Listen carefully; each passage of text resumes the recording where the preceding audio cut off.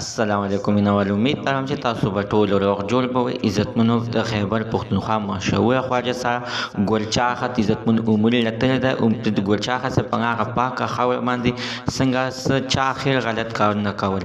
اعظم نو د ګلچاخت اخر مجبور شو ټول حقیقت بیان کو. ټول معلومات تاسو سره په دې ویډیو کې شریک کوم. ما سره د ویډیو تر اخره پورې وګورئ چې تاسو ته پوره معلومات درورسیږي. دې معلومات نه مخکې راول زه تاسو ته د یادګي نه وکم. تاسو کو چاري زموږ په دې سوپر کلیک چینل کې نوی وي چینل هم نوی سبسکرایب کړئ. مهرباني وکړئ تاسو زموږ د سوپر کلیک چینل د سره سبسکرایب کړئ. خو کې سره د ټاله نشان وخی چې هر یو نوی معلومات ویډیو تاسو ته په اسانۍ باندې درورسیږي. عزتمنو ګلچاخت چې په سوشل میډیا باندې ډېر زیات سخته مشهور ده چې عزتمنو دې نه مخکې د دې په ملیشیا کې هم دغه شانتي یو आवाज اوچت شو چې دا غلط کارونه کوي.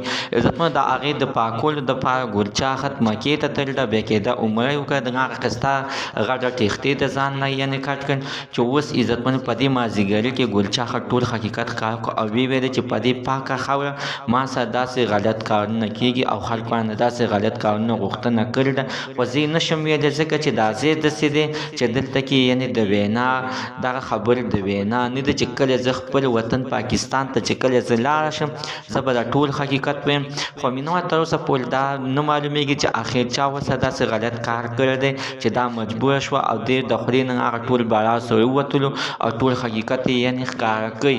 خو مینوال دا چې زه هر کله پاکستان ته لاړ شم خو معمولي غوندې حقیقت ښکاره کړو او ویې ویل چې یعنې د دې ځای پولیس ما نه پرېږدي، خو نه پوهېږم چې اخر دې نه اخر داسې د څه غوښتنه کړې ده چې دا مجبوره شوه سوشل میډیا مخې ته راغله او خپل سر تندی وخي وایي چې ما یعنې په دې پاکه ځمکه باندې یعنې څوک نه پرېږدي. راځئ مینوال زموږ د سره تر ننه زه معلومات د دې ځای پورې د نوي معلومات دپاره د سره زموږ دا سوپر کلیک چینل د سره سبسکرایب کړئ. خوا کې سره د ټالۍ نشان ووهئ چې هر یوه نوي معلومات ویډیو تاسو ته په اسانۍ باندې درورسیږي.